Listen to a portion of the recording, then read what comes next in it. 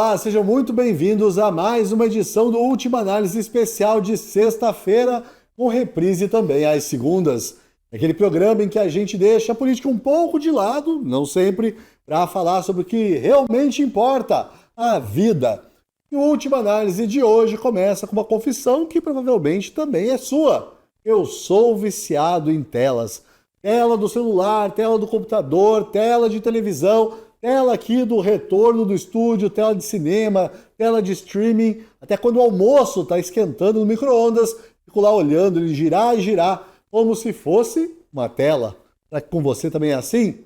E não deixa de ser irônico e um tanto quanto hipócrita que o programa use uma tela para falar sobre o vício em telas.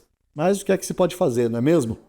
E para falar desse assunto, eu quero mencionar um personagem que pouca gente conhece, até porque um dos efeitos colaterais do vício em telas é o analfabetismo literário. Assunto, aliás, para o próximo programa, né, Chico? Sim. Pois então, eu estou falando do escritor David Foster Wallace, autor de Graça Infinita, entre outros livros, e que numa entrevista concedida à revista Rolling Stone há quase 30 anos, surpreendeu o mundo ao dizer que o vício dele não era em álcool, nem cocaína, nem heroína, como tinham sido os vícios de muitos grandes escritores antes dele. O grande vício do David Foster Wallace era a televisão. Olha só que coisa, a televisão.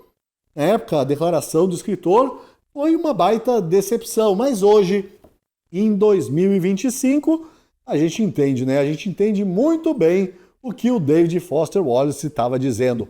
O vício químico, é claro, continua sendo poderoso, a Cracolândia está aí e não me deixa mentir. Mas o vício da tela também existe e também é poderoso e também é nocivo, até porque está sempre à mão e é socialmente aceito.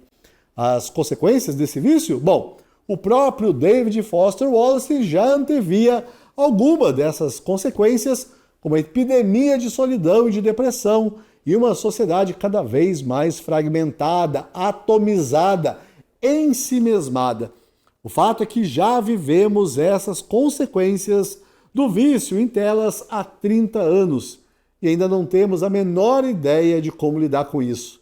Estamos mais solitários, deprimidos e ensimesmados do que nunca.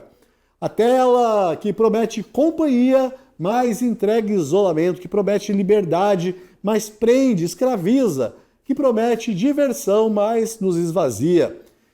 É esse o tema de hoje do nosso Última Análise, um programa que eu já apontei aqui a hipocrisia, mas não custa reforçar.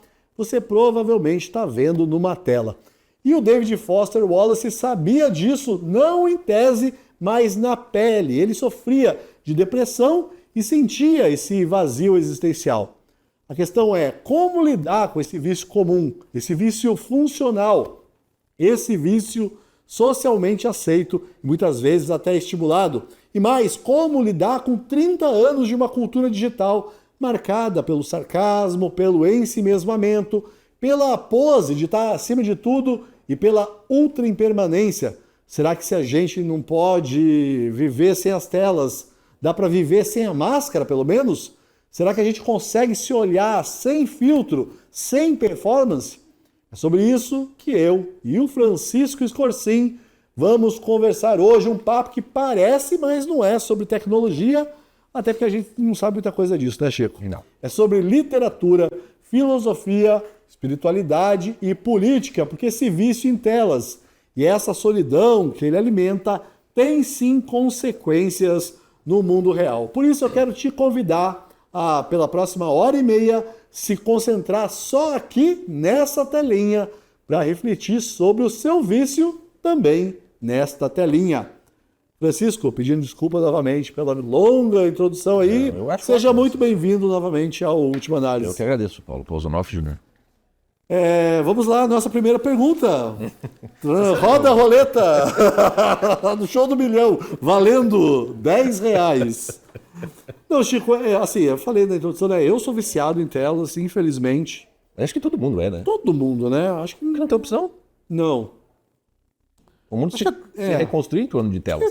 Tirando monges. E é bom dar uma investigada. Não sei lá, como né? funciona. Dependendo do boceiro, acho que você pode, né, ter acesso, né? Não sei. Acho que depende Da ordem, né? acho que depende da ordem. Então, mas o que me surpreendeu aí nessa coisa do David Foster Wallace foi ele ter dito que o primeiro vício dele foi a televisão. interessante. E aí eu fui levado lá para a década de 80, para o bairro alto da década de 80, quando eu deixava de ir à aula de inglês, por exemplo, ou ao dentista, para ficar vendo, curtindo a vida doidado na sessão da tarde. Realmente a televisão é o primeiro vício, né, da nossa geração. Ainda que não seja um vício, como ela moldou, né, o nosso imaginário, as nossas referências, né, porque a gente é da mesma geração, então todo mundo tinha que assistir aqueles 2, 3 canais que tinham, aqueles mesmos programas, então todo mundo tinha o mesmo assunto. Eu nunca, os nossos memes da época, né, eles só são referências imediatas para nós, que vivemos hoje em dia. Já É mais fácil conversar, né? Era porque tinha menos informação. Você tinha menos, dava para trocar mais facilmente. Tu não era obrigado, né, a fazer isso. Mas uma coisa que eu estava lembrando quando eu estava lendo, lembra daquela música do Titãs, da década de 80? Não. A televisão me deixou burro, muito burro demais. Que é aquela música, ô Cride, fala pra nós. Dessa parte eu lembro. Então, é a música, a televisão me deixou burro, muito burro demais. Então, é uma música bem ruimzinha. Mas você vê como já a crítica à televisão sempre, sempre teve, sempre teve. Mas é que talvez o que eu acho que o Foster Wallace ele aponta, antecipa ali. Primeiro, ele é um canadense, não. O Foster Wallace. Era? Eu acho que ele é canadense. Mas enfim, tá lá no Irmão do Norte. E naquela época que ele dá aquela entrevista, que ele fala isso, acho que é em 98, se eu não me engano, para a revista Rolling Stones. Nos Estados Unidos, você já tinha o crescimento a multiplicação dos canais de televisão, por conta da televisão a cabo, a televisão por satélite também, muito né, grande. já tinha, né? Mas ainda era ok, você assinava a TVA ou você assinava e tal, e você tinha lá 20 TVA, canais. eu lembrei da Lembra disso? TVA agora, é verdade. Você tinha lá 20 canais, mas ainda assim todo mundo meio que era E Sony. tinha aqueles canais que nem Rai, NHK. Então. Pra quê, né? esse negócio? Tinha uns que era obrigatório estar no pacote. E aí, quando você ia para os canais, ainda assim, todo mundo meio que assistia as mesmas coisas, porque você estava preso à programação dos canais. É verdade. Dos canais. Só que havia uma diferença da época da televisão aberta, que literalmente assim, a televisão aberta ela tinha que tentar atender todos os públicos. Então, se você era meio criança e adolescente, de manhã era legal assistir. Né? Se você era já adolescente meio ou filho de papai meio vagabundo, de tarde era legal com a sessão da tarde, do Curtindo a Vida da Idade. Você acabou de me chamar de filho de papai Mas vagabundo. eu também a mesma ou foi coisa. impressão Mas minha? eu também a mesma coisa. Mas era a mesma coisa pra mim. Ou desempregado, vai. E aí de noite tinha as novelas, o jornal, que era a hora que tinha que Você não tem silenciar. ideia de quantas vezes eu me arrependi disso depois, assim, mais velho. Falar, Do quê? Por que eu fiquei assistindo, curtindo a vida doidado, em vez de ir pra aula de inglês e não sei o quê? Então, por isso que a coisa do vício é que aquilo fica... Vício sem culpa não existe também. Também é. E fica gostoso, né? E a gente não sentia que a coisa era, oh meu Deus, um vício, porque assim, não ficava tanto tempo ali. Aquilo não te alimentava tanto, não tinha nem condição de te alimentar tanto assim. Você tinha, então, por exemplo, você assistiu o Curtindo a Vida da Idade. Se você quiser assistir algum filme legal, você tinha que alugar uma fita na locadora, depois do DVD. Então você tinha um esforço para você se manter vinculado com a tela. Até o fenômeno dos videogames. Estava nesse fim de semana conversando foi aniversário do meu irmão e reencontrei amigos dele que desde a infância que a gente não se via. E a gente tinha os videogames lá, a gente tinha um videogame que era meio com computador, acho que é MSX, que pra gente jogar um jogo, era um gravador de fita cassete, você botava aquele gravador, tinha que esperar 40 minutos para daí você poder jogar. Você tem um espectador tipo o Vitor que tá passando ali agora, que uns 20 anos, ele não entendeu absolutamente nada do que você acabou de falar. Então, bom, dificilmente vai ter algum espectador que não seja da nossa geração. Procure aí, pergunte ao chat GPT o que é uma fita cassete. Fita cassete. E é fita cassete de áudio, não é fita cassete de vídeo. Ela ainda exatamente, que é diferente. Ela levava 40 minutos para ela carregar aquele negócio para você jogar. E se você desliga, ela tinha que fazer 40 minutos. O que significava que quando você começava a jogar, era melhor não parar. Então você ia até enjoar. Só que os jogos eram legais, mas perto dos de hoje eram uma chatice completa. Então a coisa tinha o vício na tela, vamos dizer assim, mas não era tão fácil assim você se viciar, porque enjoava mais rápido. Se teve uma coisa que a dimensão da tecnologia fez, foi com que as telas se tornassem quase que enjoativas. Mas eu pensando nessa introdução aí, eu estava lembrando desse vício. Eu acho que no meu caso então era um pouco mais grave. Eu era meio cracudo de televisão mesmo. Porque eu lembro de, por exemplo, sair do colégio, falei, cara, preciso ir pra casa pra assistir Família de Dinossauro. Lembra? Tá, mas acho que Aí tinha os horários, aí depois vinha o Alborguete. Sim, E daí- Globo Esporte, pra quem gosta de futebol. Globo Esporte.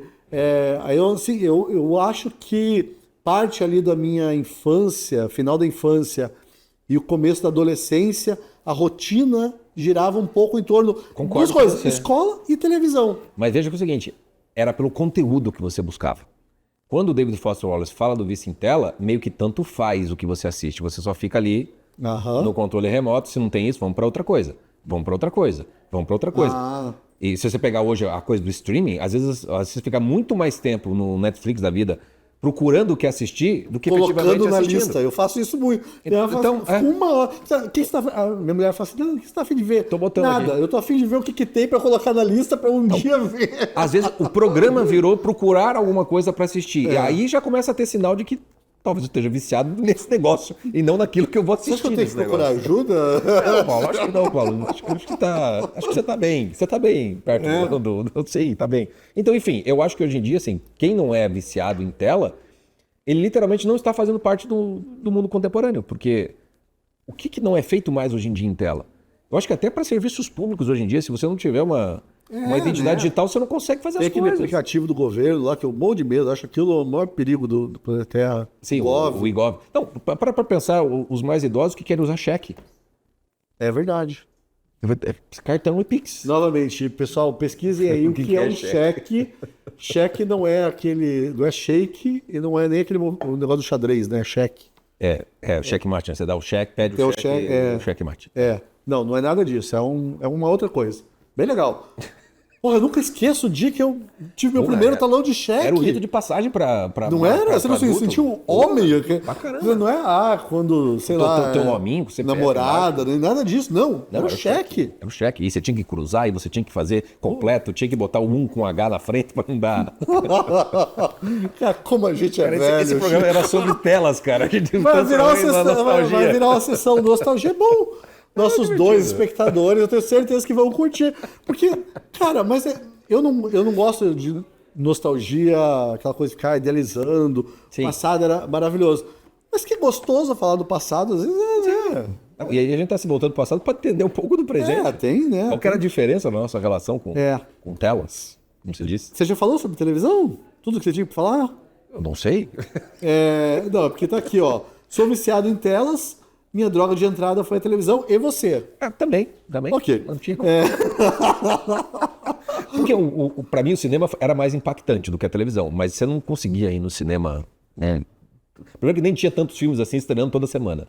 Então eu ia. Mas o cinema era uma tela que não causava todos esses estragos aí que eu citei e que eu acho que a televisão.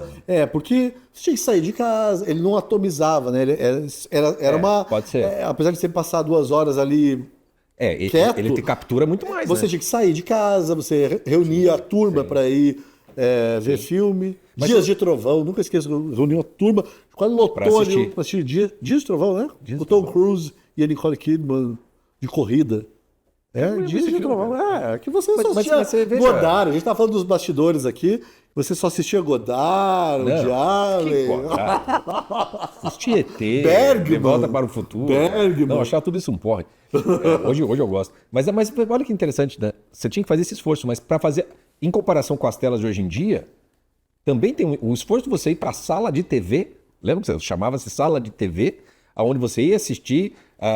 Não era para ter controle remoto, isso não era só que era rico que tinha. Você não tinha que ir lá e mudar no seletor. Eu fui ter controle remoto na década de 90. E você dividia o espaço da TV com outras pessoas. Havia um certo movimento, entendeu? Havia uma certa disputa, um certo esforço para conseguir ficar diante daquela E havia tela. uma hierarquia também, né? Sim. O pai decidia. À noite, por exemplo, o pai decidia Jornal Nacional. E depois a mãe decidia a novela das 9. Não tem outra opção. E depois, daí era meio que uma brigalhada, o que vai ver depois. Não tinha. Ou vai dormir, criançada. A criançada, eu dormia. Mas daí tinha tela quente, teve pirata. Mas aí já era mais crescidinho. 86, né? TV pirata e tal. TV pirata 86? Um negócio completamente impróprio para menores. Eu lembro que de ir pra escola e eu, meus amigos, viu ontem Barbosa, não sei o que lá. E Não, a gente cresceu na infância, nos anos 80, em que as pessoas até é assustador, né? Uma época que não tínhamos democracia. A democracia só a partir de 85 ali. Mas tinha lá o Jô Soares tirando sarro de todo mundo. E essas coisas, mulheres em trajes mínimos era uma coisa muito comum. Entendeu? Domingo, do almoço. Transformistas no domingo. O tempo todo. Assim, eu até me espanto, assim, quando eu vejo essa direita toda preocupada com essas coisas. Eu falo assim, em que mundo essas pessoas cresceram? Hoje, inclusive, a gente está aqui gravando, né? Tá rolando uma campanha aí para cancelar a Netflix por causa de trans e não sei o que lá. Gente, domingo, e não é domingo de madrugada, domingo, 3 horas da tarde, tinha lá a coisa de transformistas no Silvio Santos. Os Trapalhões, tinha Vera Verão. Tinha Vera Verão, tinha outros, exatamente. Assim. E assim, vamos tinha o Didi vestido de Maria Bethânia. Também, e vamos ser sinceros, né? Se a gente for cancelar tudo que a gente tá vendo nas telas, melhor a turma cancelar as telas. Exatamente. É mais fácil. Exatamente. Eu fico pasmo com isso, assim, essa necessidade de ter um ambiente puro. Limpinho. Limpíssimo. Sem nada, absolutamente nada que incomode. Eu até entendo que a pessoa queira isso. Eu só não entendo por que ela acha que ela não pode fazer por ela esse espaço. Porque a Netflix, por exemplo, ela permite que você perfeitamente não assista tudo o que está dado lá. É você que dá o play. Sério? Naquele negócio. A Netflix não tem um funcionário que vem com uma arma na tua cabeça e fala, assista essa série. Eu não entendo que a pessoa não pode não dar um play. E mais ainda, tem coisa na Netflix que é cinema cristão. Sim, tem The Chosen. Mas as pessoas não fazem propaganda dessas coisas. Elas fazem propaganda daquilo que não deveriam assistir. Pois é. E aí, ela tá mais preocupada com o que você não deve assistir, com o que você... Não que você deva assistir The Chosen, mas pode assistir. Mas se você acha que é bom, por que você não faz propaganda do que é bom? Em vez de dizer, olha o perigo que é assistir o mal. O perigo... Você vai... Eu não faço a menor ideia do que... Os Portas do Fundo lá do Natal, que eu acho tudo uma coisa muito sem graça. Mas eu só fui assistir aquilo por causa da reclamação. Não por causa da propaganda que aquilo é bom. Você acabou dando audiência. E outra coisa, essas coisas têm tipo, cautionary tale, como é que fala isso? Tem essas produções que você não gosta e tal, tem uma função pedagógica às avessas também, né? Eu assisti uma série esse ano super progressista, tem tudo lá, tem tudo do ideário progressista. Não sei se eu posso falar, eu entendi. Porcaria, não saber se eu posso falar as coisas. As 4 estações. São 3 ou 4 casais lá, vivendo... eu vi essa série. Uma coisa... Assim, é com o Michael Scott, né? Com a Tina Fey também, com Steve Carell, Tina Fey. Um baita elenco, do Alan Alda, baseado até no filme do Alan Alda. Aliás, você assistiu o The Paper? Não. Da produção? Não. Eu comecei a assistir o primeiro episódio. Não, eu preciso... Desculpa parênteses, mas pra voltar. É muito deprimente? Ou só um pouco? É que você tem que meio que... Porque tem um personagem só, mas a estrutura toda... Assim, pro primeiro episódio eu achei que me fez querer ver pra onde vai. É que assim, eu trabalho num paper, né? Não, mas não é bem esse paper. Não é desse tipo, não. Tá, mas o que eu tava falando mesmo? Dessa série, né? Tem tudo tudo ali. Tudo isso mesmo. E daí assim, eu assistindo aquilo, eu me pensei assim, cara, eu acho que a série nem percebe, mas eles mostram o vazio da vida de uma pessoa que segue um ideário progressista, que é materialista pra caramba, nihilista pra caramba, hedonista pra caramba e tal. Então assim, serve como uma história, você fala, cara, eu não quero essa vida pra mim. Isso aí que parece felicidade, os caras lá brigando num paraíso qualquer e tal, de férias e tal, isso aí não é felicidade, não é isso que eu quero pra mim. Então assim, tem esse... Mesmo quando você não concorda com a narrativa, com o que está sendo mostrado, tem essa função, pode ter essa função, como um filme de terror, né? Agora, aí o pessoal, não, vamos cancelar. É porque você vê, o vício em telas acaba virando um vício, desenvolve outros vícios, se ele for pensar bem. O vício do cancelamento, por exemplo.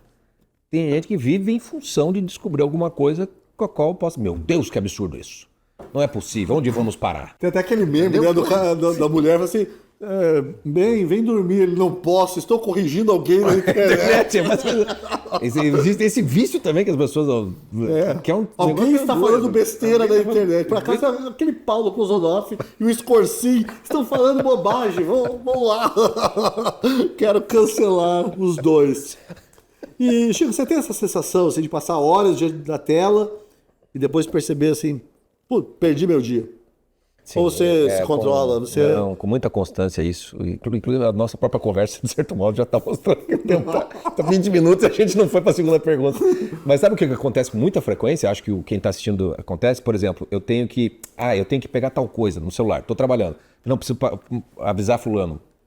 Ligou, de repente, cara... 20 minutos depois eu falei, o que eu vim fazer aqui mesmo, cara? É um troço impressionante, cara. Todo dia eu passo por isso. É verdade. Eu só entrei pra mandar uma mensagem pra alguém. Não, eu fico... Por que eu tô vendo o Instagram? Não sei do que. Porque alguém mandou um link, você já vai pra outro negócio.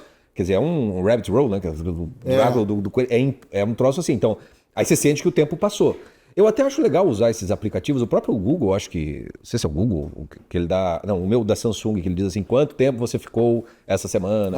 Qual é o aplicativo que você mais ficou e tudo mais. Acho legal de fazer, embora não faça a menor diferença na semana seguinte. Eu falo, nossa, quanto tempo? Eu tenho, que veio um aviso no fim de semana, assim, essa semana você usou 10 minutos a menos. Maravilha! Aí eu vou lá, beleza, semana que vem eu uso 10 minutos para compensar. Exatamente isso. Mas olha só, se nós dois estamos conversando aqui, a gente tem consciência disso, né? Dessa angústia que cara... Semana passada, no nosso programa, assistam um programa da semana passada sobre vocação. Você falou uma coisa muito bonita, mas bastante muito pesada. Você falou várias coisas bonitas. A gente vai morrer, né, Chico? Vai morrer. E assim, poucas pessoas, não sei se você conecta os pontos. Pô, você está perdendo tempo. O tempo é limitado. Tempo. É isso mesmo. E aí vamos voltar lá no Ivan Illich. A gente foi reescrever o Ivan Illich, hoje tem que ter isso, né? Putz, perdi tempo vendo o Instagram, vendo coisas que até são legais, sei lá, Santo Fole, aquele cara do bar lá que eu gosto, o Chico Vendedor. Você sabe o que mais me dói? Mas me dói isso, eu falo, caraca, eu tô perdendo tempo, eu vou morrer amanhã. Mas sabe que o doido, cara, que eu acho que se fosse escrever o Ivan Illich, eu acho que na hora que ele tá lá deitado, olhando pra parede, gritando de dor, eu acho que se ele tivesse um celularzinho, cara, ele não passaria pelo exame de consciência. Eu acho que ele estaria vendo, sei lá, assistindo nós, entendeu? Assistindo qualquer outra coisa na internet, um podcast do Monark, sei lá, um troço assim. Sim. Pra distrair. Porque esse é o perigo do nosso tempo. Esse negócio não tem fim. As telas da televisão, aquilo que o David Foster Wallace reconhecia como um problema, perto do que nós temos hoje, é assim, fichinha. Tem até uma pergunta aqui sobre isso, né? Que o vício em tela é um vício em distração, né? Sim, é uma fuga de algo mais profundo. Sim. Aí eu tava pensando aqui sabe que eu odeio 1984, até porque eu acho que a distopia mais real é Admirável Mundo Novo, né? Daí eu acho que as telas se encaixam bem mais, né? Bem, né? Bem mais, no Fahrenheit 451 também não tem? Não sei, eu li isso há muito tempo, eu só acho legal porque está com fogo nos livros. E eu acho muito legal ler Fahrenheit 451, porque assim, eles achavam, né, que ia ter um movimento, então obrigatoriedade. É obrigado, né? Você é obrigado a queimar os livros, né? Você não pode ter livro em casa. E assim, eles achavam que, nossa, isso ia ser absurdo. E hoje em dia as pessoas abrem mão do livro voluntariamente. Não precisa disso. Não precisa tacar fogo no livro. Ninguém quer saber de livro. A grande descoberta dos totalitarismos é que, em vez de você ir pelo medo, você descobriu uma forma de, se você dá prazer, as pessoas voluntariamente se entregam para aquilo que eles querem, né? Sim. Então tem isso mesmo. Mas é um vício em distração, acho que sem dúvida alguma. Porque mesmo que você não queira se distrair, por isso começou a usar demasiadamente, o próprio uso te leva a um efeito de distração, que é o que a gente acabou de falar, que eu entrei no negócio, me distraí com um monte de coisa. E vira um vício nisso mesmo. E aí pode estar mascarando uma série de outras coisas que podem ser complicadas. E às vezes você só vai perceber isso se você conseguir fazer os famosos detox. O quanto você consegue ficar sem... Que acho que eu comecei essa pergunta. Eu vou te fazer essa pergunta. A próxima pergunta é: quanto tempo você consegue passar sem tela? Eu comecei um detox hoje. Eu tirei. Não, sem tela. Então não é detox, Paulo. Não, é sem rede social, né? É mais sem rede social. Tá. Eu tirei redes sociais do meu celular. Não, sempre usava aquela justificativa. só uso para publicar o que eu escrevo na Gazeta. Não vou publicar, vai passar um mês sem publicar nada. Você saiu mesmo? Modula a porcaria do WhatsApp, né? Não dá pra ver, né? Não eu deixa tenho de ser. filho também, né? Exato, meu filho mora longe. É isso que eu tô falando. Não tem como. Só se virar um eremita. O que eu acho que dá pra fazer, sabe o que quando eu percebi que tinha um problema com telas, foi em 2017, eu acho. Foi 2017.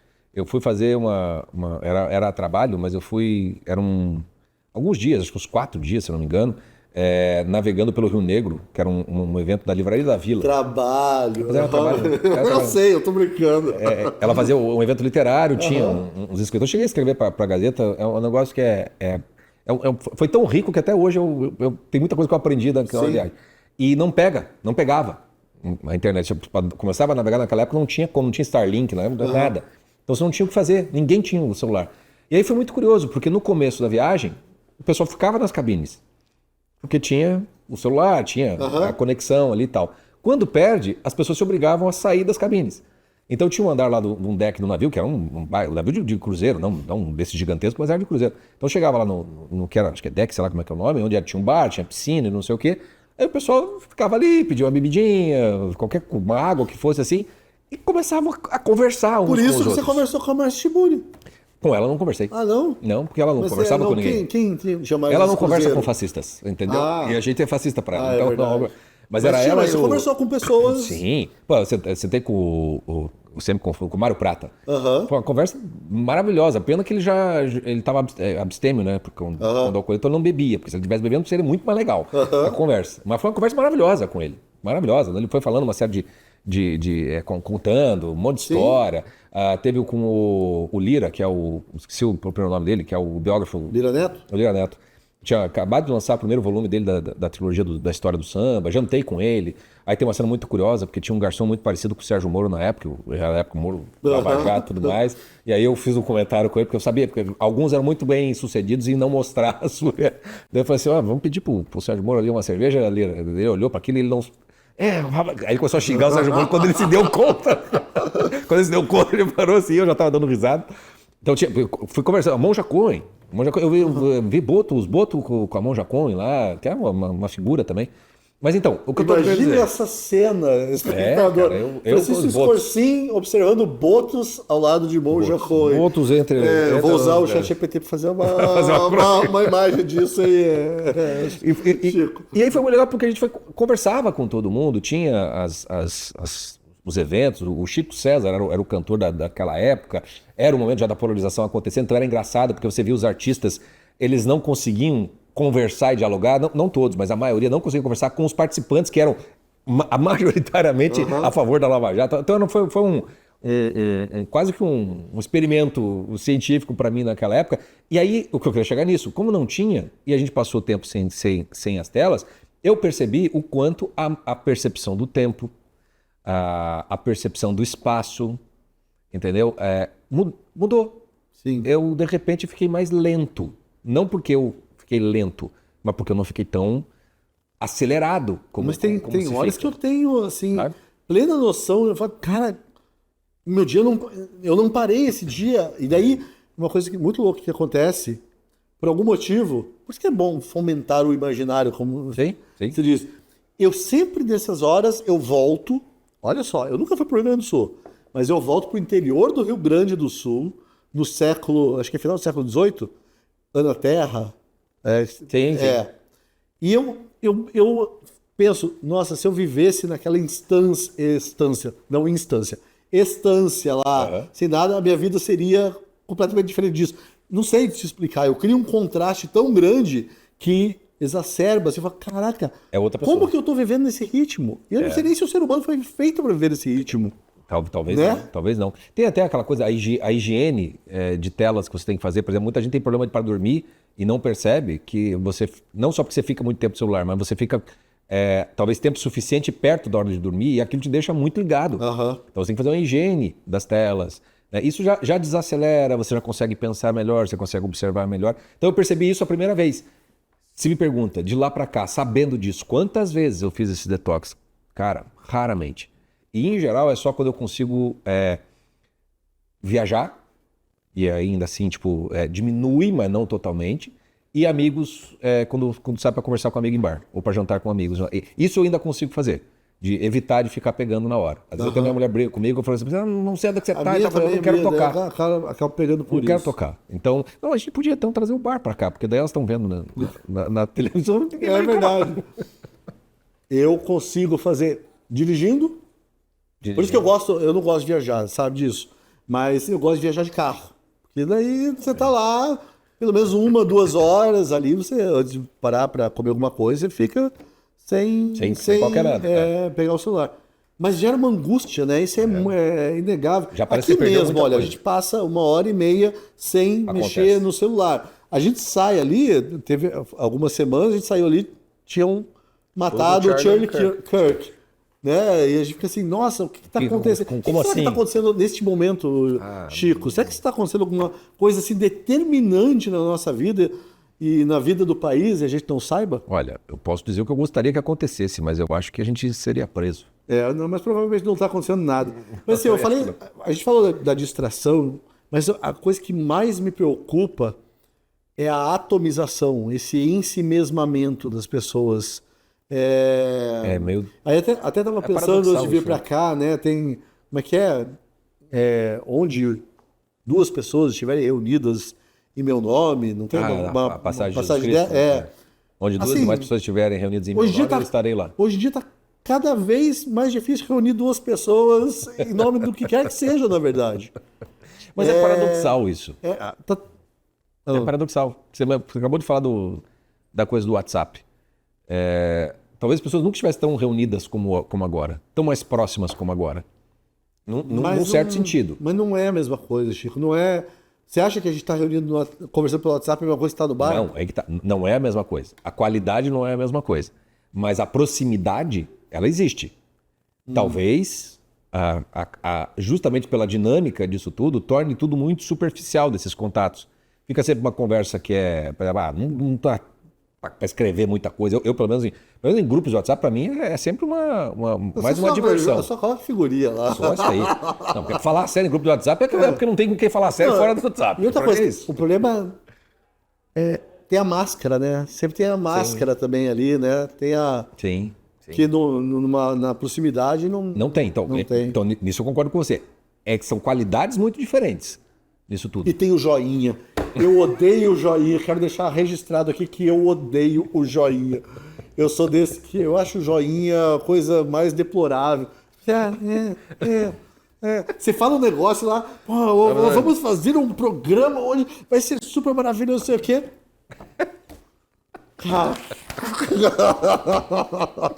Entende agora por que eu não gosto do joinha? Entendo, e é irresistível não fazer o joinha.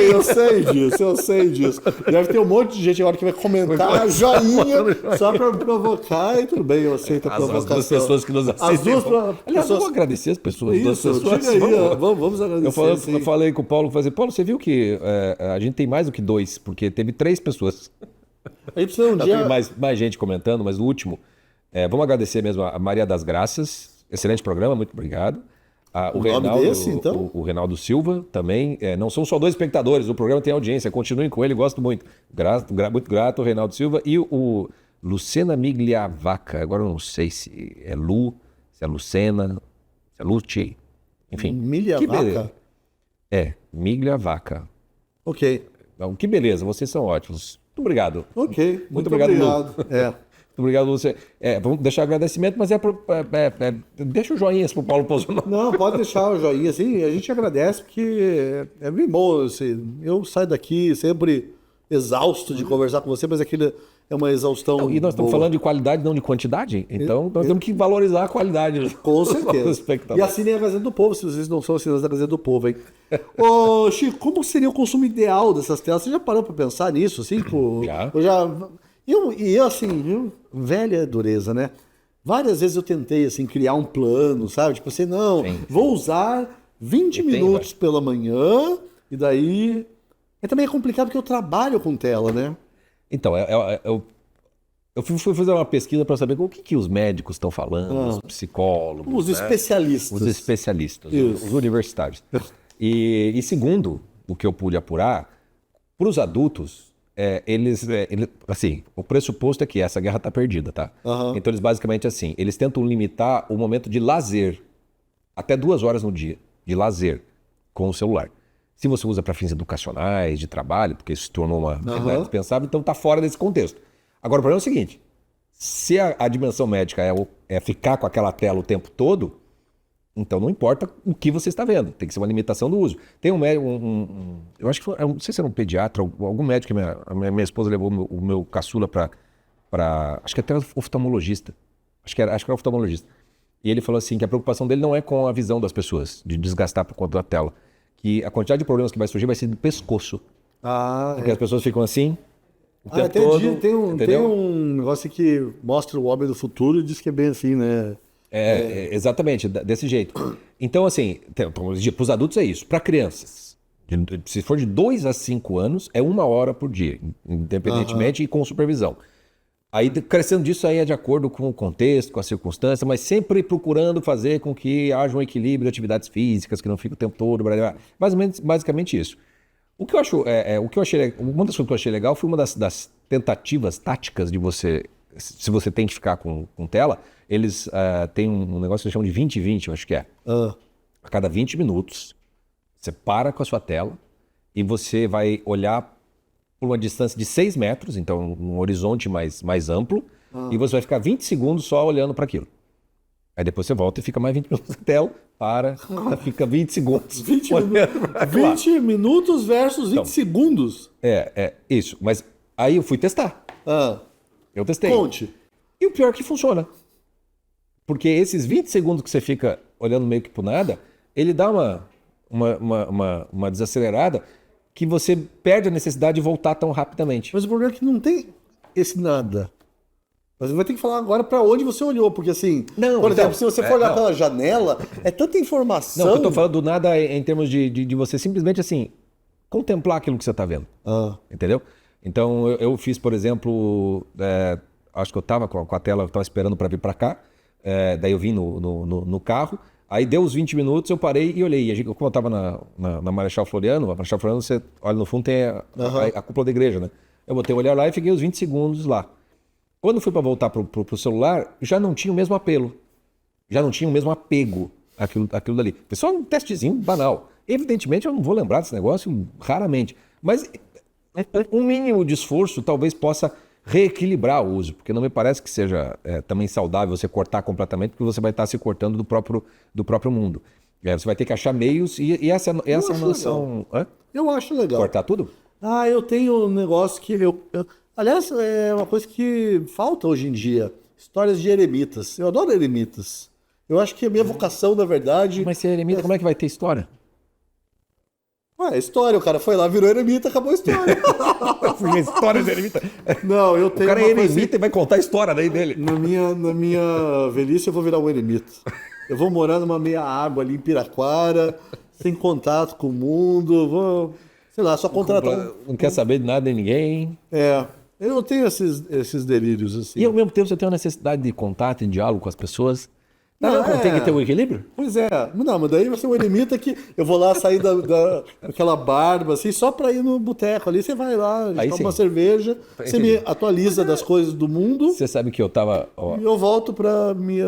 Essa semana mandaram, eu não sei se é verdade, mas meu compromisso é com a informação, não com a veracidade dela. Não, mas mandaram, acho que é um meme, eu não sei, mas que os psiquiatras estariam criando uma outra categoria. Como é que era outra? Que é a pessoa que ela é... como é que é o nome? Eu vou lembrar. Mas tem aquela pessoa que precisa do contato com as pessoas e aquele que é muito, muito fechado. Né? Extrovertido, introvertido? Uma coisa assim. Extrovertido, introvertido, e daí tem o outrovertido. Esse é o nome do... O que é? É aquele que precisa ter contato, mas que precisa também ficar em casa. Eu sou esse. Aí eu respondi para a pessoa, estão descobrindo a personalidade humana. Porque todo ser humano tem essa necessidade. Então eu sou um outrovertido. Outrovertido. Okay. É aquele que nem é extrovertido, nem introvertido, mas é um pouco das duas coisas. É meio que um transvertido. Se for pensar bem. Entendi. Né? É mais ou menos por aí. Mas enfim, eu fui falar disso porque... por conta da...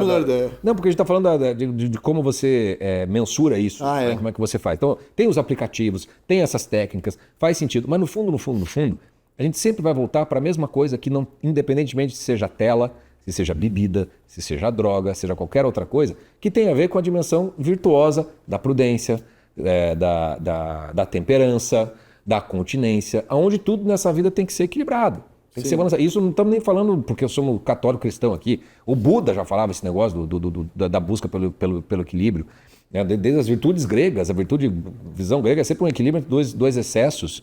Essa é a dimensão virtuosa. O Buda não tem muita moral pra falar, porque é meio gordinho, né? Eu nunca entendi, cara, por que a figura do Buda o cara ficou 50 dias debaixo de uma figueira sem comer, e os caras fazem ele gordo. Eu falei, como assim?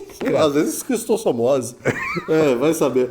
Mas vamos falar um pouco da dimensão do tédio, porque me parece assim, que esse vício em telas também é pra saciar. Assim, ninguém. Você que me fala isso, né? Ninguém mais tem tédio. Ninguém se entedia. E Isso o tédio é fundamental para a formação do ser humano, né? Isso é um perigo. Assim, se eu li o que eu li na vida, eu li Por causa do tédio. É por causa do tédio. Porque Diz aí, fale sobre a importância do tédio. O e tédio... como cultivar tédio? É doido, né? Porque na nossa época de moleque, de adolescente, o tédio era um problema. De novo, música dos anos 80, lembra? Tédio do biquíni, que é só biquíni, hoje não é mais cavadão. Tinha o Legião Urbana também tinha uma música do tédio. Cavadão? Eles tiraram o cavadão, agora é só biquíni. Sabe biquíni comportadão. Biquíni comportadão. Sabe esses dias em que horas dizem nada, né? E você me troca o pijama, prefere na cama. O tédio é uma coisa ruim, né? Por quê? Porque você significava o tédio, portanto, que a tua vida estava sem sentido. Estava sem substância. Mas era isso ou será que o tédio te obrigava a pensar coisas incômodas? Então, eu acho que o tédio ele é algo inato no ser humano que é ao mesmo tempo um sintoma e ao mesmo tempo um chamado. Ele é um sintoma de que o ser humano não foi feito para ficar igual um bicho pastando. Uhum. E ele é um chamado justamente para você preencher a sua vida com algo. A gente falou de vocação no programa passado, que é exatamente isso. É um chamado para você fazer alguma coisa da sua vida. Então ele tem que ser um combustível para você buscar. Se a gente for querer usar em termos filosóficos, acho que é o Kierkegaard, que foi o que melhor definiu a coisa da angústia existencial. O que é angústia existencial? É o fato de que você sente uma espécie de fome de vida. E você tem que saciar essa fome de vida. E aonde você busca saciar essa fome de vida? É o tédio que faz você perceber que preciso de algo mais. É quando a gente preenche a vida com um monte de coisa, de distrações, e não estamos nem falando de tela, de distrações, porque a pessoa que é muito workaholic, por exemplo, sofre disso. Se distrai com o Chega trabalho. no fim de semana, o famoso domingo, famoso musiquinha do Fantástico na nossa época, que dava aquela paura, porque vai começar a semana, vinha o sinal de que quando vinha o tédio, eu falei assim, minha vida não está legal, porque eu não estou descansando do trabalho, eu estou vendo isso aqui quase como se fosse uma alforria temporária de algo que eu não gosto no final das contas, minha vida está ruim, a minha vida está ruim.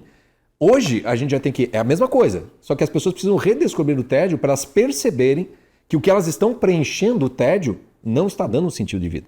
E, portanto, as pessoas não estão tendo mais contato com essa angústia existencial que as move como um combustível. Elas acabam tendo contato com isso quando já está no desespero. E isso é muito mais grave ainda. Que é o desespero, que é aquela coisa assim, quando percebe, meu amigo, para onde foi tua vida? Sim. É quando você fica literalmente sem nada mesmo. Você trabalha com grupos, né? Você trabalha com literatura, com essas leituras em grupo e tal. Livros como... Porque assim, eu lembro... Tem todo um filão, né, literário que trata disso, né? Tipo Hermann Hesse. É aquele negócio que é o tédio ali, é para quem sente essa angústia do tédio. Como é trabalhar com isso? Você trabalha com Hermann Hesse também, né? Pra caramba. E como é trabalhar com isso? As pessoas, assim, o tédio não desapareceu, né? Ele só tá mascarado. Ele tá distraído. Ele tá cada vez mais Mas ele distraído. volta à tona. Em algum sempre. momento ele volta. Basta cair a internet. É verdade. Basta cair a luz. Ou o Alexandre de Moraes proibir. tirar o WhatsApp do ar e tal. E que é o que eu sempre digo assim, quer derrubar o regime atual no Brasil? Censura mesmo, rede social. Tira as big techs daqui. Vamos ver quanto tempo dura o tal do regime. Porque a turma vai sim. Aí vai ter insurreição. Entendeu? Você tem um ponto muito bom, é verdade. É só o que fará essas pessoas saírem de casa. Exatamente. É só isso aí. Porque, cara, assim, até ali o Alexandre de Moraes deve saber disso, né? Não é nenhum idiota, né? O cara fica lá xingando no Twitter e tal, esse cara não vai fazer nada. Ele tá feliz xingando lá. Eu vou dar uma de Leonardo aqui. E eu falei alguma coisa. O silêncio muito... vai falar por mim. O silêncio vai falar por mim. Então tá bom. Mas quando você fala esse tipo de coisa, tem que cantar. Mas olha só que... Mas cara. O que move as pessoas? Tire essa distração. É igual a bebida. Tire a bebida, tire a droga. O que acontece? É um desespero. Agora você me deixou paranoico. Será que eu falei alguma coisa muito errada aqui? Não. Então tá bom. Não, pelo contrário. Quem falaria uma coisa errada... Você sabe que a Gazeta do Povo está com uma campanha, né? Ela está perguntando para as pessoas quantas vozes o STF calou. Isso que eu acabei de sentir aqui é uma espécie de cala-boca do STF. Porque, sério, eu tô falando sério. Você me olhou com uma cara, eu falei assim, será que eu tô falando alguma coisa muito... mas você entendeu? Você falou que você acha que o Alexandre de Moraes não é burro. Tá bom. Entendi. No que você concorda completamente comigo, só evidentemente. O silêncio vai passar a falar por mim. Mas que a gente tá falando dos vícios, né? Mas sabe uma coisa que é tédio. Do tédio, isso, que tem essa dimensão, porque o tédio, ele é meio que vizinho da preguiça, né? Se a gente for pensar.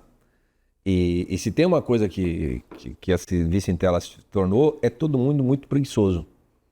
Porque o preguiçoso é aquele que procrastina. Então, o que tem de autoajuda hoje em dia, como não procrastinar, como não sei o quê, etc e tal. E engraçado aplicando isso que você está falando, é a preguiça para política, esse ambiente de convulsão política que a gente vive. Também é outro motivo porque ninguém faz nada. Todo mundo tem preguiça. Sim, mas é isso mesmo. Façam por mim. Como dizia lá o outro, como é que é? Eu não posso, né? Vão à luta, eu não posso. Vão às ruas, eu não posso. Eu não posso, porque cara, eu tô aqui, ó. Pô, já é um esforço demasiado. Esse joguinho aqui eu sou viciado no joguinho do celular, vou confessar. Mas eu tenho isso, hein? Tênis. Você faz esporte? Cara, eu pratico tênis o dia inteiro. É o tênis que você fica... só com o dedo, assim, ó. Daí eu fico lá... Cara, eu sou super campeão do tênis. Eu viciei em... Acho que era Candy Crush, quando meu pai estava doente. Uhum. Ele ficou internado em São Paulo. Então ficou eu e minha mãe, a gente ficou, sei lá, uma semana, 2 semanas, e ele numa UTI. E literalmente eu não conseguia fazer absolutamente nada. Sim. Da angústia daquilo tudo, cara, graças a Deus. Você vai fazer o quê? Você vai ler elite nessa situação? Nem consegue. Nem consegue. Então ficava aqueles Candy Crush ali e tudo mais, Tetris, essas coisas todas. E foi o que ajudou a suportar aquele momento. Mas passado tudo isso, o negócio virou um vício, que é aquela coisa, basta começar que eu tô na fase 3.525 muito rapidamente. Não, e a distração, a gente tá aqui, não vai demonizar a distração, ela tem essa função. Ela é necessária, é lazer. Exatamente, de vez em quando você precisa descansar. O problema é quando ela distrai o tempo todo da tua própria vida. E de repente tua vida passou como se fosse um feed. E aí você se dá conta, onde é que tá? Onde foi parar? Isso aqui é preocupante. Muito preocupante. Pessoal, chegou aquele momento em que eu te peço para assinar a Gazeta do Povo. Assine a Gazeta do Povo. Na descrição, no chat, apontando a câmera do seu celular para o QR Code que você vê na tela, tem aí uma promoção especial para você. Lembrando que ao assinar a Gazeta do Povo, você não tem acesso apenas às principais notícias do dia e a um timaço de colunistas, entre os quais estamos eu e o Chico aqui, hein, Chico? Vamos lá. Ó a moral, hein? Assinando a Gazeta do Povo, você tem acesso a um jornalismo baseado em convicções. É isso, aliás, o que faz da Gazeta do Povo um jornal diferente da concorrência. É isso que faz a Gazeta do Povo valer a pena. E de quebra, é a sua assinatura que permite que produções como este nosso Última Análise, mas também os Sem Rodeios e o Café com a Gazeta sejam realizados.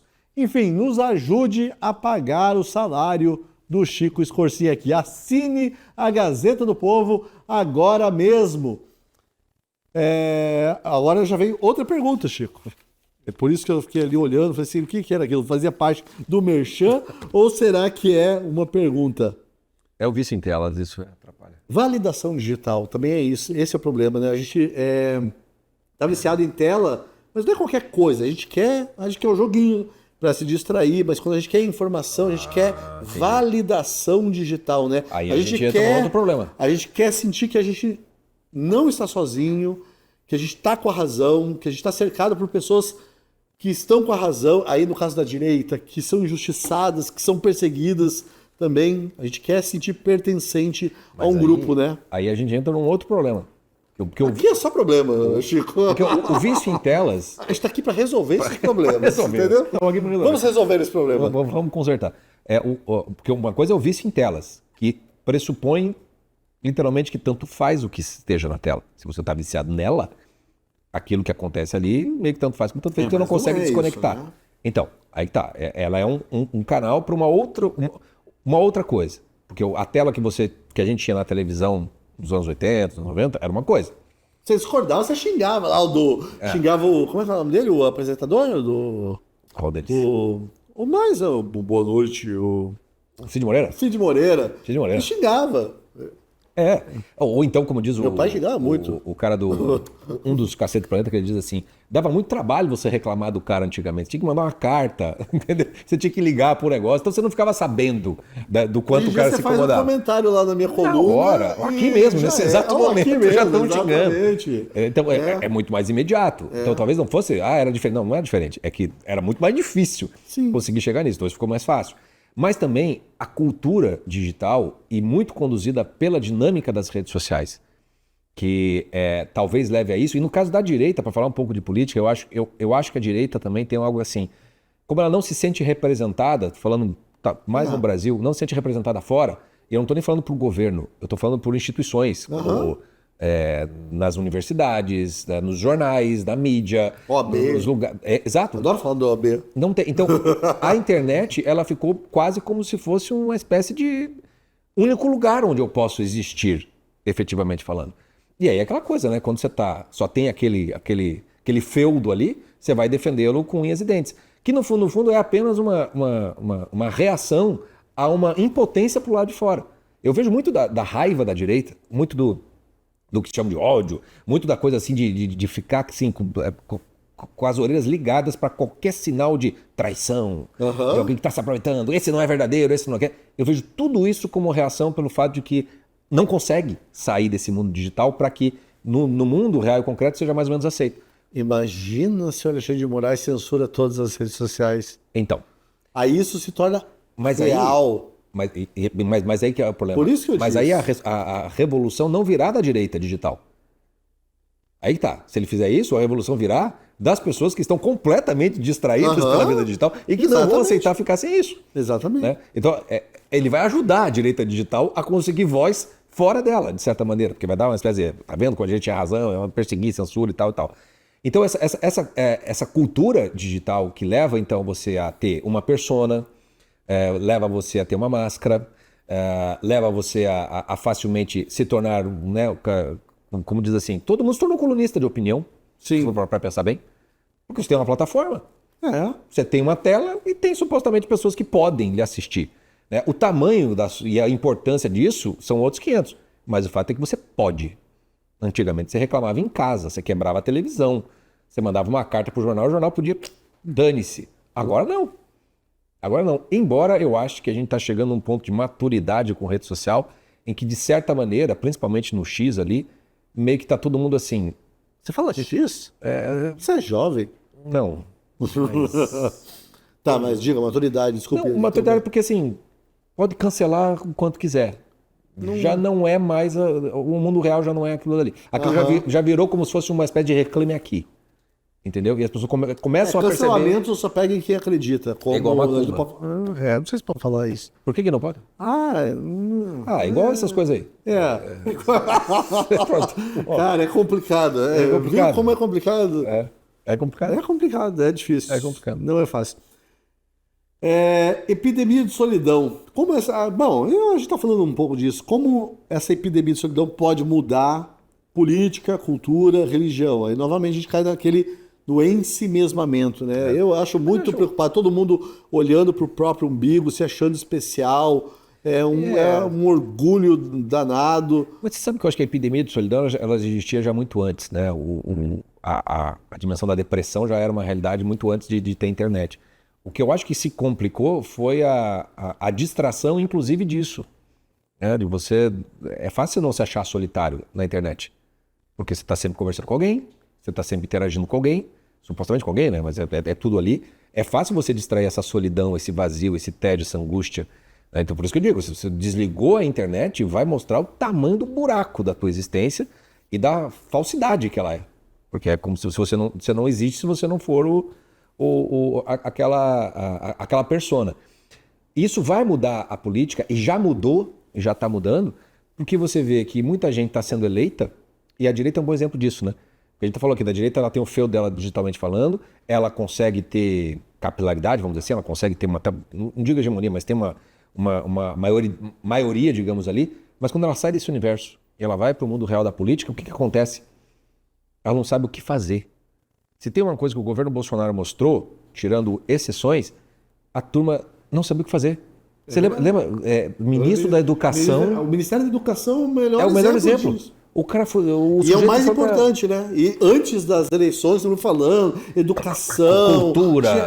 não sei o quê. E foi tipo, cara, o que a gente faz? Não, você lembra? Teve um que fez um vídeo usando a música do Wagner com uma estética toda da Alemanha. Teve o outro que foi cantando na chuva com coisinha no YouTube. Foi fazer meme. Então, assim... Projeto que é bom nada. O que vocês estão fazendo? Não sabe. Aí vai lá os deputados e tudo mais, assim, fala assim, ok, meu amigo, você pode levantar uma hashtag. Mas é o que a gente tem hoje. A gente tem muito. Então, como é que é? Tem deputag, eles chamam? Tem um termo para isso, né? Tem muita gente na direita que sabe fazer política nas redes sociais. E se esse pessoal for eleito para algum cargo executivo, não vai ter a menor ideia do que está fazendo. Foi o que aconteceu. Muita gente não tinha a menor ideia do que estava fazendo lá, só sabia ir para a internet. Tem uma entrevista, foi um colega nosso aqui, antigamente, o Alexandre Borges, ele deve estar no YouTube. Eu estou falando isso porque eu acho que é medicinal. Na época, quando o Bolsonaro se elegeu, ele fez uma série de entrevistas com várias pessoas. Uma delas é o atual vice-prefeito aqui de Curitiba, o Paulo Martins, que era deputado, e foi um dos primeiros que conseguiu se eleger antes ainda, na época da Dilma e do Temer. Foi um dos responsáveis, junto com o Rogério Marinho, para fazer a reforma da trabalhista. Então ele é um cara que sabia ali como é que era a política. Nessa entrevista, ele é profético. É profético porque ele diz assim, qual era o medo dele com a direita agora, então, chegando. Ele falou assim, o meu medo é a bancada do like. Porque ele dizia aqui, vai ter as reuniões, vai ter as conversas, vai ter os acordos, e não estou falando acordo de sacanagem, acordo político. E ele falou assim, e vai ter gente que não vai concordar com aquilo e vai sair e vai fazer uma live do lado de fora, estão aqui combinando o negócio porque não sei o quê, mas é batata. Puta, e tá isso até hoje. Essa é a política que a direita meio que aprendeu a fazer. E por isso que ela dificilmente consegue compor. Então, o PL tem a maioria, sim, mas não consegue compor com ninguém. Por quê? Porque na rede social, não pode, né? Não pode. Se você minimamente compor na rede social, você já é isentão. É verdade. Você já não é a direita pura. Você já não é... Então, ok, então fique entre vocês. Fiquem encastelados, que tem a ver com essa coisa da solidão. Então vai para a política, mas mostrando na política o quanto essa dimensão aparentemente não solitária na vida social, na rede social, se torna uma solidão na vida real e concreta. Estou falando da política porque é algo que manifesta, mas para aí, você que tem um monte de amigo não sei o quê, na sua faculdade você consegue se sentir não sozinho? Não é difícil de achar com quem você conversar? Você não tem receio de falar certas coisas? Eu estou pensando aqui, Chico, que faz sentido isso porque a política direita, por exemplo, né, se acostumou com esse ambiente digital, as redes sociais, faz muito bem isso. E é um ambiente ensimesmado, solitário. E a política, como a gente conhece desde lá da Grécia e tal, ela é gregária, ela pressupõe justamente... E acho que esse é o choque. O social que não é virtual, né? É o social que não é virtual, exatamente. Me parece que a direita talvez não esteja preparada para isso. E viver em sociedade, e o grupo ali, mesmo o partido, pressupõe você engolir sapo, você discordar, você ficar pé da vida, mas não falar nada, porque é melhor ali no futuro e tal. E como tem de... você acabou de resolver o problema. O teu problema. O meu problema não, mas é sério. E olha, assim, iluminou uma coisa. Dá para compreender melhor, né? Porque muita gente não entende. Assim, nós, como a direita faz tanto sucesso nas redes sociais e na hora ali da eleição até consegue eleger alguns, mas na hora de exercer o poder se perde completamente. Você acabou de explicar. E não só isso. Porque é só a mentalidade... Você já encontrou muitas dessas pessoas na vida real? A quantidade de pessoas histriônicas que como tem que manter o tom, a persona na vida real, você acaba falando com um personagem, não com uma pessoa real, a quantidade de pessoas que são quase que inábeis socialmente falando, são muito aquadas, são muito... uma personalidade muito quase de geleia, assim. E dá pra entender, não é culpa dessas pessoas, é justamente porque elas veem tudo como se fosse hostil o meio real, porque parece tudo dominado pelo sistema, pelo tudo mais. Então é quase como se fosse obrigado a ser uma espécie de guerrilheiro e tudo mais, sendo que você só tem o celular, você só tem o seu perfil, não tem arma nenhuma. Não tem arma nenhuma. Muito da explosão do 8 de janeiro, você vê que é uma frustração dessas pessoas. Você, como assim ninguém vai fazer nada? Sim. Como assim ninguém vai fazer nada? Então vamos quebrar tudo mesmo. Que vai contra até tudo o que eles mesmos... Mas é uma grande frustração. E isso é uma coisa ainda muito imatura. Que a maturidade...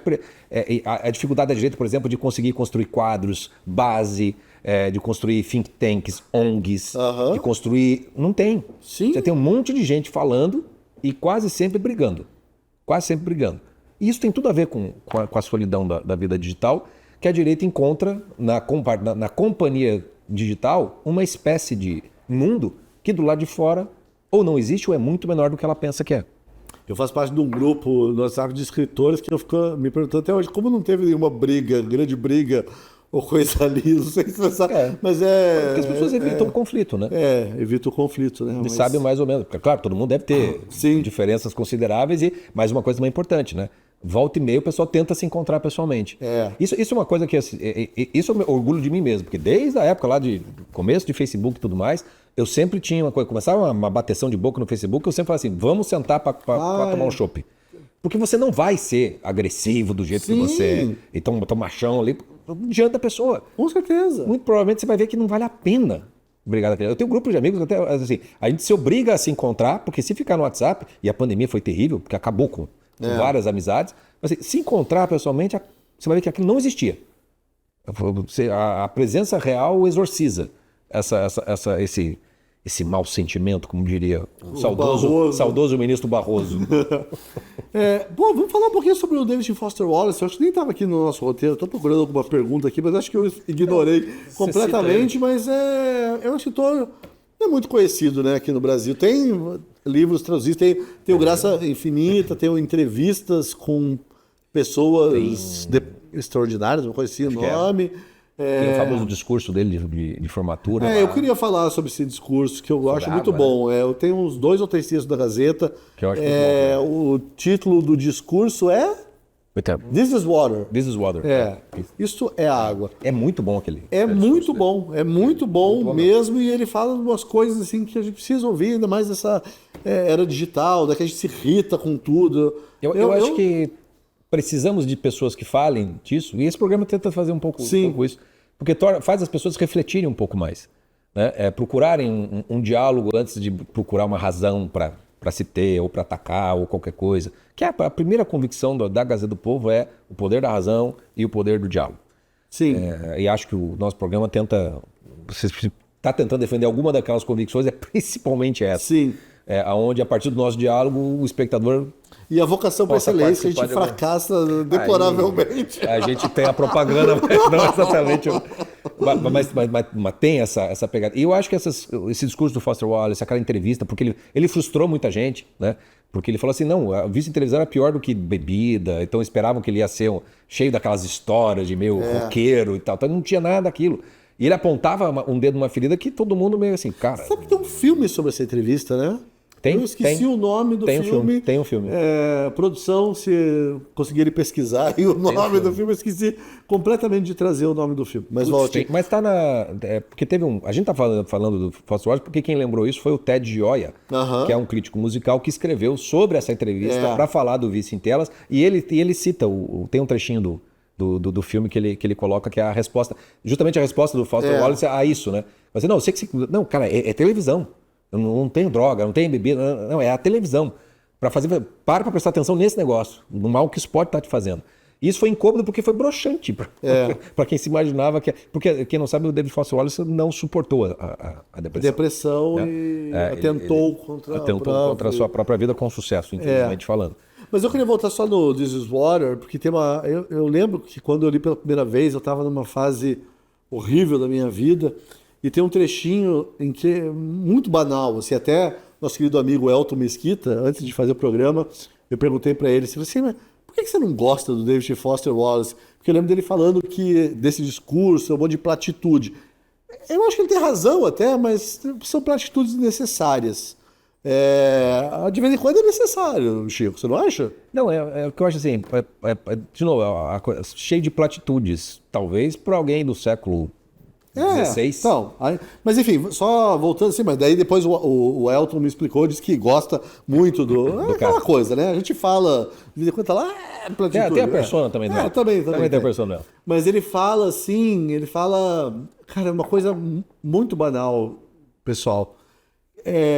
A pessoa que te corta, você tá na autoestrada, né? Fala de Los Angeles, e vem a pessoa que costura e tal na rua, você xinga e fica com ódio daquela pessoa. Ou então você tá no caixa do supermercado e tem uma fila e tem uma pessoa lá bem devagar, lá o caixa, sem a menor pressa de passar as compras das pessoas. E eles propõem um olhar compassivo sobre essas situações que nos irritam todo dia. Tipo assim, uma coisa, a pessoa que te corta, que te fecha na rua, pode estar levando alguém para o hospital, ou pode estar com um parente no hospital. Sim. O caixa lá do supermercado, você não sabe o que está passando na cabeça daquela pessoa, pode estar com algum problema. E eu sei que isso pode parecer a coisa mais idiota do mundo, mas isso mudou a minha vida, cara. E eu gosto de falar isso porque é uma coisa... mas é algo porque, simples. Assim, novamente, esse ensimesmamento, né, das redes sociais, a gente não para pensar no outro. Na troca de mensagens, por exemplo. Eu e você, assim, que a gente é amigo e tal, às vezes manda uma mensagem, você pode demorar para responder. Você não faz aquilo por mal. Eu não sei o que você está fazendo. Sim, pode estar trabalhando. E como é difícil parar e pensar isso. Sim. Pensar assim, a pessoa não me respondeu um negócio que eu acho que é urgente porque, sei lá, ela pode estar sendo assaltada, sei lá o quê, entendeu? Assim. Ou ela pode estar fazendo qualquer outra coisa. Ou não viu. É uma coisa muito simples. Só que, novamente, por isso que eu quero enfatizar esse negócio do ensimesmamento, que me preocupa. É isso mesmo. Você vive achando que não é só você que existe nesse mundo, caramba. Sim, e a falta do contato. As pessoas têm problemas, as pessoas têm as suas circunstâncias. Nem tudo é feito para te ofender, para te oprimir, para te escravizar. Nem tudo é o sistema querendo te fazer mal. Sim. É a vida. É um prestar atenção, no final das contas, no que está acontecendo e no outro, né? Ou seja, pode ser uma platitude, mas é uma verdade, né? Exatamente. Se é uma verdade, é o que basta. Tanto faz se ela é óbvia ou não mais óbvia.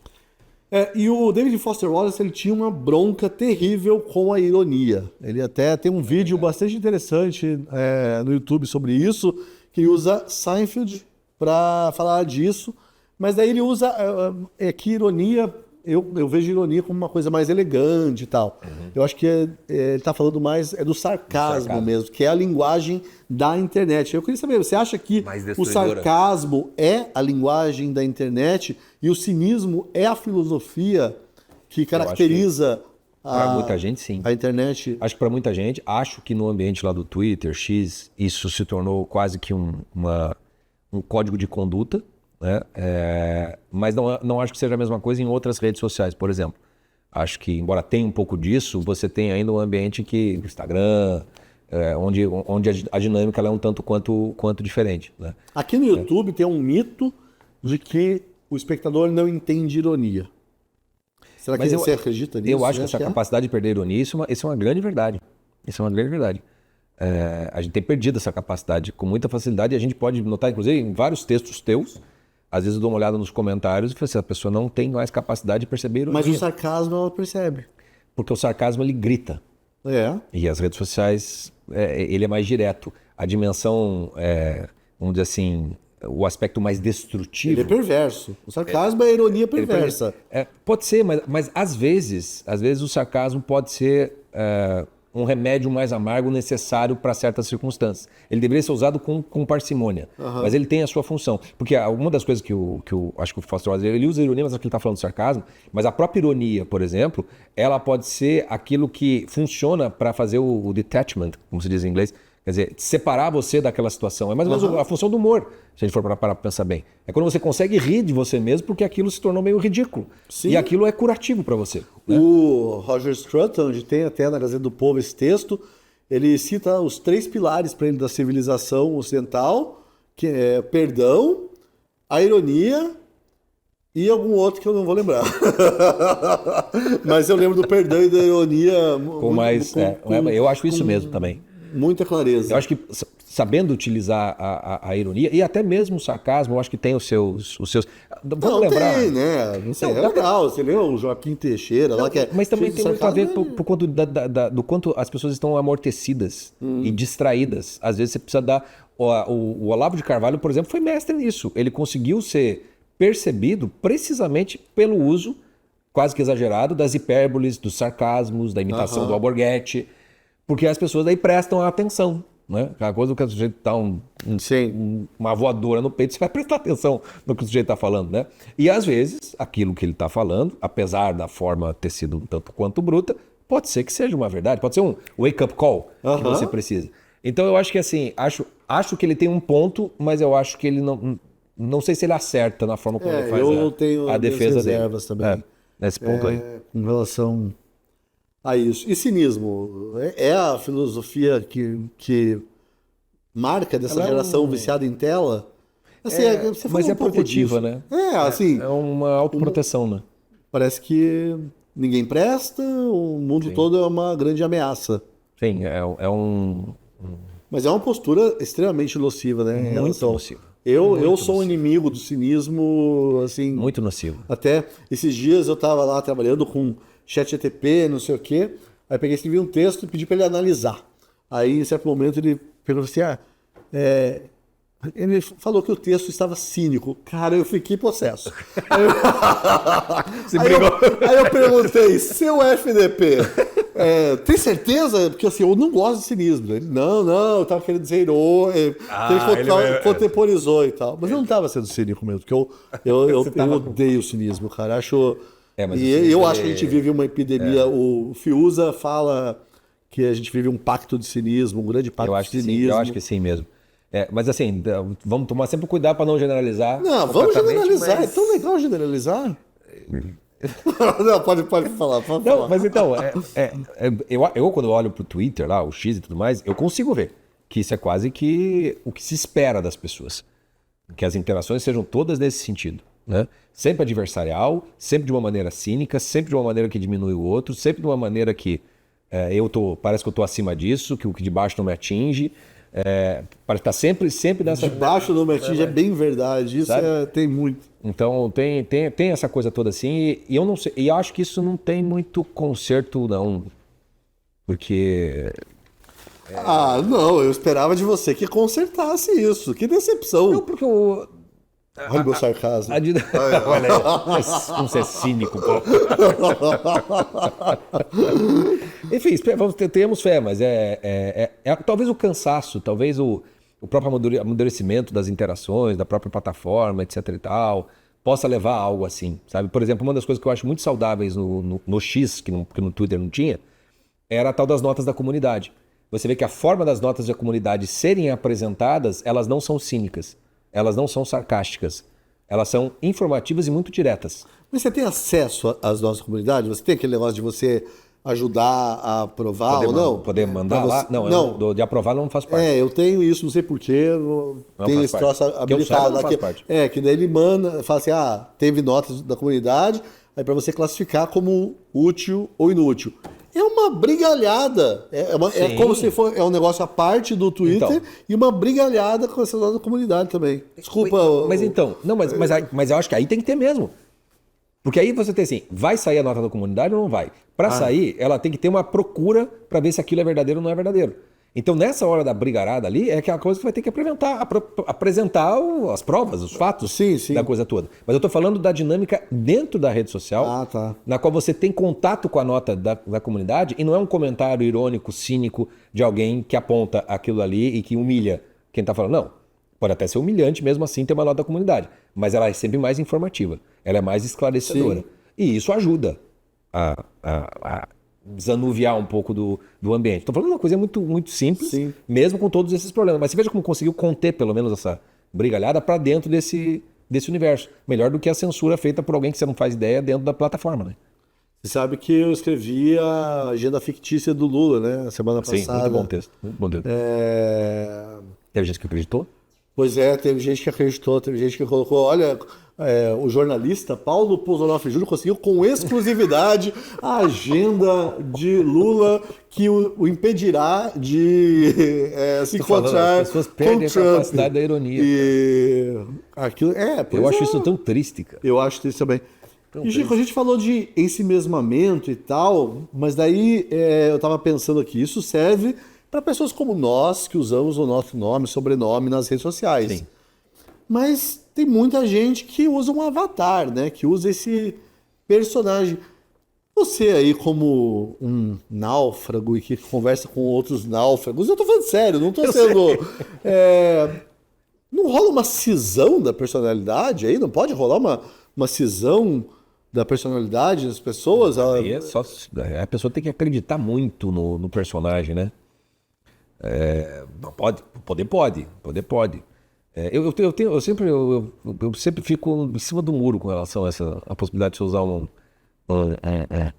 pseudônimo na rede social, porque eu acho que te dá de fato uma liberdade maior. Por exemplo, tem um histórico de escritores que, porque usaram pseudônimos, conseguiram dizer coisas que não conseguiriam dizer com o seu próprio CPF.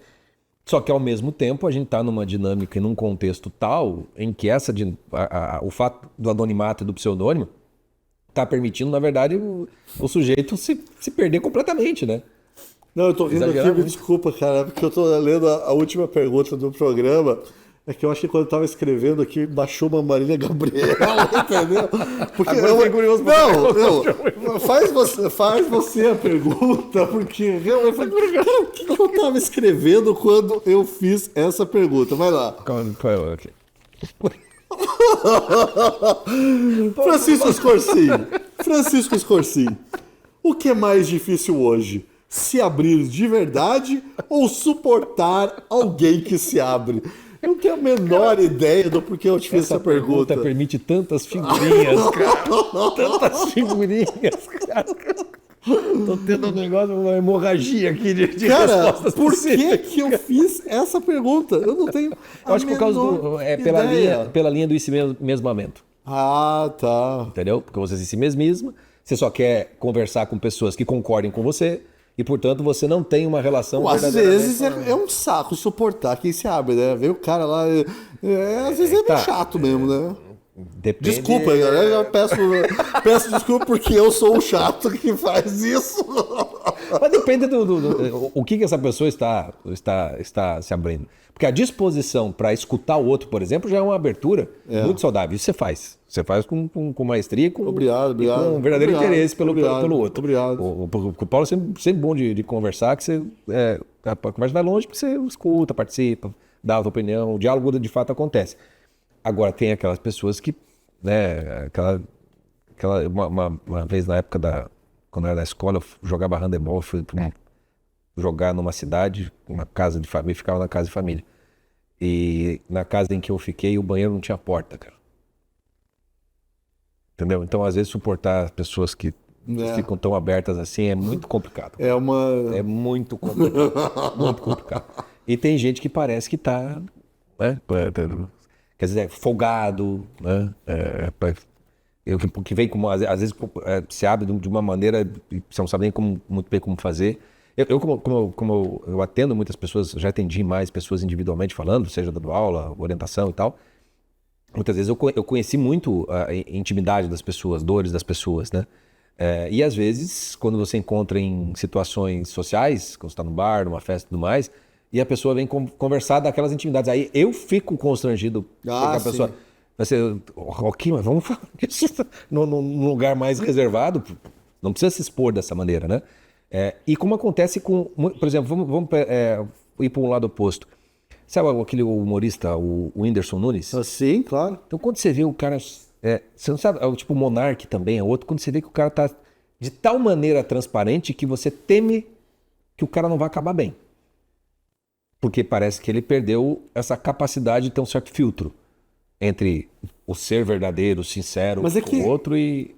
voltando lá ao começo do programa, a gente falou do vício em tela. Me parece que viver nessa época em que o vício na tela, nas redes sociais é onipresente, é se exibir, né?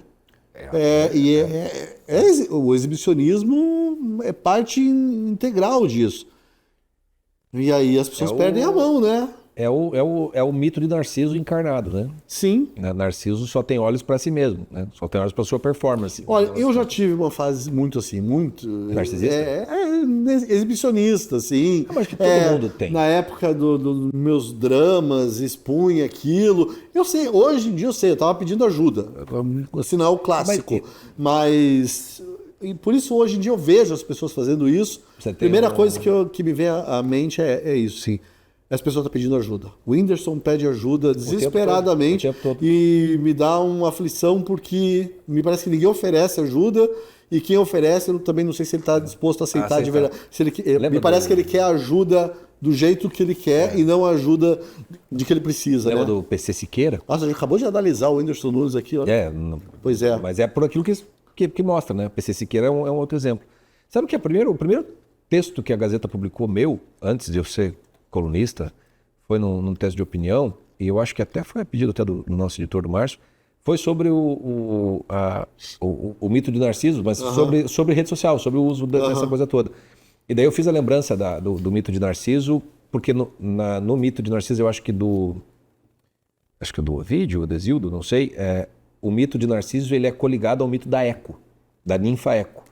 A Eco se apaixona perdidamente pelo Narciso, que por sua vez só tem olhos para si mesmo, e a Eco, então, portanto, ela é frustrada. Mas a Eco acaba aprontando lá para a deusa que ela serve. A Eco é o Eco. Então, ela apronta e a deusa, e ela é muito faladeira.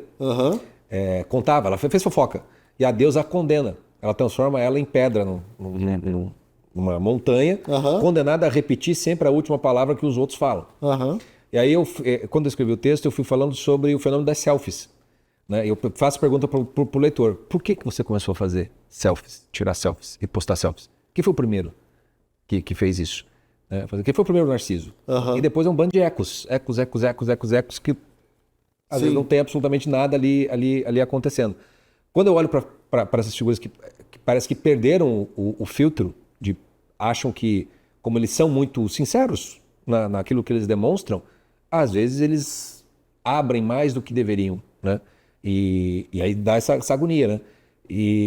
E quando você vai para a vida real, dificilmente o Whindersson Nunes vai se expor pessoalmente como fez. Embora uma coisa muito legal que acho legal a gente destacar foi o que ele e o Nicolas Ferreira fizeram semana passada. Sim, é verdade. O esforço dos dois de se encontrarem pessoalmente, não sei quem foi a ideia, se teve alguém.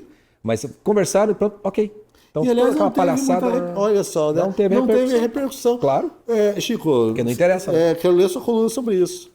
Sobre o Nicolas Ferreira? E o Whindersson Nunes. Estou te pautando. Você já me pautou várias vezes, eu não cumpri nenhuma, eu acho. Então talvez eu escreva sobre isso. Porque agora que eu me toquei, na verdade, que não teve uma repercussão que eu acho que deveria ser muito repercutido. Isso deveria ser manchete dos jornais, de verdade. Porque eles tiveram uma briga feia, né? Feia. Apelaram pra caramba. E... Não sei, fizeram a foto também, assim, me desculpa a ignorância, mas eu vi a foto. Eu não sei se teve algum tipo de nota à imprensa. Mas a própria foto já bastava. Sim. Para dar um exemplo de que, olha, bateção de boca em rede social só pode escalar pro pior. Sim. Você quer resolver? Vai no olho. Toma uma cerveja. Não precisa pra brigar. Às vezes não vai ser tão feio como... Exatamente. Tão ridículo, pelo menos como é na rede social. É verdade, Chico. Bom, e assim concluímos mais um Última Análise especial de sexta. Eu espero que vocês, os nossos poucos, mais fiéis espectadores, tenham gostado. Como sempre, eu quero pedir para você assinar agora a Gazeta do Povo. E agora eu me despeço de você, Chico. Tchau. Eu também, Paulo Pozzão. Até a próxima. Até a próxima. Tchau, pessoal.